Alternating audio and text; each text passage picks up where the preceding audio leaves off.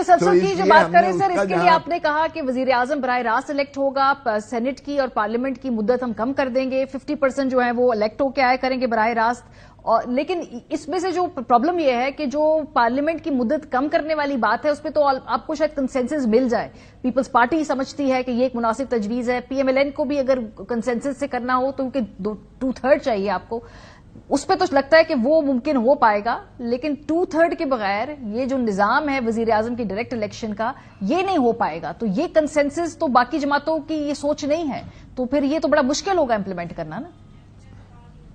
نہیں تو کون سی چیز آسان ہوتی ہے؟ آئینی ترمیم کبھی بھی آسان نہیں ہوتی ہے. دیکھیں جب آپ کنسیلیشن کا ایک بناتے ہیں تو اس کا مقصد ہی، پہلی جو آپ نے ہمارا وہ پڑھا تھا اور بتایا تھا انٹرو میں، اس میں ہے ہی یہی کہ ہم سیاستدانوں کے ساتھ جو ہے ایک کنسنسس کر کے اور ایک ایسی ریکنسیلیشن کا فضا پیدا کریں کہ تیسری قوت کو پھر مداخلت کرنے کی گنجائش نہ چھوڑیں اور سیاستدان اپنے معاملات کو اپنے تئیں حل کریں. اور جب ہم کنسنسس کر لیتے ہیں ایک کنسیلیشن کے ذریعے سے تو پھر ظاہر ہے کہ آئینی ترامیم بھی کی جا سکتی ہیں. اور آئینی ترامیم جب آپ کرتے ہیں تو اس میں بھی افہام و تفہیم ہوتی ہے. ہم نے مثلا اگر سینٹ کا 5 سال کا 1 سال کم کریں اور اس کا 4 سال کا، تو اس میں بھی اگر پاورز کی ڈویژن پارلیمنٹ کی، تو پاور کی ڈویژن کی جا سکتی ہے.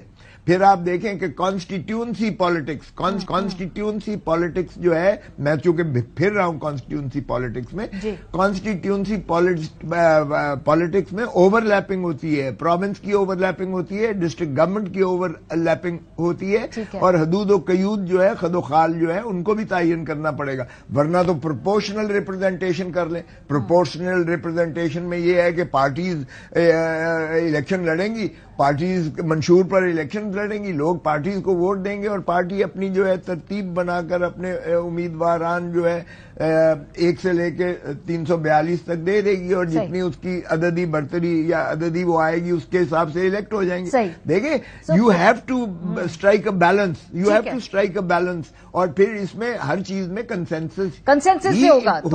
تبھی جو ہے تھوڑا سا آگے بڑھیں صاحب، کیونکہ ابھی یہ تو الیکشن ہونا ہے، الیکشن کے نتیجے میں گورنمنٹ بننی ہے. وہ جیسے آگے آپ کنسنسس سے کام کریں گے وہ بھی بعد کا مرحلہ ہے. پہلا مرحلہ یہ ہے کہ اس وقت آپ کے جو لیڈر ہیں عمران خان صاحب، وہ ایک جو ٹرائل بھگت رہے ہیں سائفر کیس کی، اس کی طرف تھوڑا فوکس میں اس لیے کرنا چاہتی ہوں کیونکہ اب جو الزام آپ لوگوں پہ لگتا ہے کہ آپ لوگ کیس کی جو فاسٹ ٹریک ہیئرنگ ہے اس کو ڈیلے کرنے کے لیے وکلا پیش نہیں ہوتے تحریک انصاف کے عدالتوں کے اندر.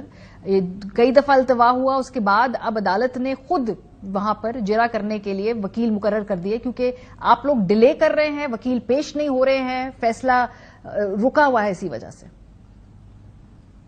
ماہیہ یہ مجھے بھٹو کا ٹرائل یاد آ گیا. جس طرح سے بھٹو کے ٹرائل کو بلڈوز کیا گیا تھا نا، یہ اس سے بھی بدترین ہے اس سے. میں تو چونکہ خود صبح سے لے کے شام تک مغرب تک چلاتے ہیں، مجھے بتائیں کون سی عدالت کے اوقات مغرب تک جاتے ہیں یا عشاء تک جاتے ہیں. اور پھر کیا کیا ان جج صاحب نے، یہ جو ذوالقرنین صاحب ہیں، انہوں نے ان کے 2 مرتبہ آرڈرز کو قواش کیا گیا، ہائی کورٹ نے، ڈویژن بینچ نے 2 مرتبہ قواش کیا. پھر جو یہ تھا کہ 1 مہینے کے اندر اس کو ختم کیا جائے، جو چیف جسٹس اسلام آباد ہائی کورٹ کا فیصلہ تھا، اس کو سپریم کورٹ نے کالعدم قرار دے دیا اور کہا کہ نہیں، اس کو ضرور یہ کیا جائے، لیکن یہ بندش نہیں ہو سکتی ہے کہ ڈے ٹو ڈے اب وکلا کے اور کام ہوتے ہیں، عدالتوں کے اور کام ہوتے ہیں.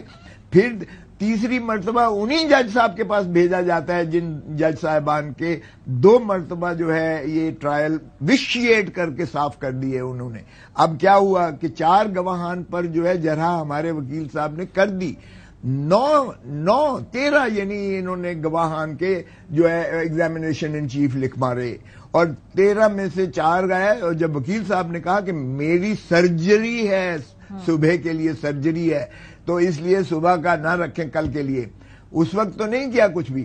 شام کو 8 بجے جو ہے ماشاءاللہ ایک لسٹ نکال دی کل کے لیے، یعنی نیکسٹ ڈے کے لیے. اور نیکسٹ ڈے جو ہے اسی دن 2 جو ہے اسٹیٹ کاؤنسل پر سرکاری وکیل رکھ دیے، جو ماشاءاللہ جو پروسیکیوٹر جو مقرر ہوا ہے آفیشل سیکرٹ ایکٹ کے تحت جو پروسیکیوٹر مقرر ہوا ہے اس کے 2 جو ہے وکلاء کو عمران خان کا رضوان عباسی صاحب کے اور عمران خان اور جی سن لیں ذرا سن لیں اور پھر 9 گواہان پر یعنی عشاء تک لے کر اور جرح شروع کر دیے خود بخودی بغیر نام ملزم، یعنی عمران خان کی ہدایات ہیں نہ اسے عمران خان سے نہ اس نے انسٹرکشنز لی ہیں نہ اس کو پتہ ہے کہ میں نے جرح کیا کرنی ہے ان گواہوں پر.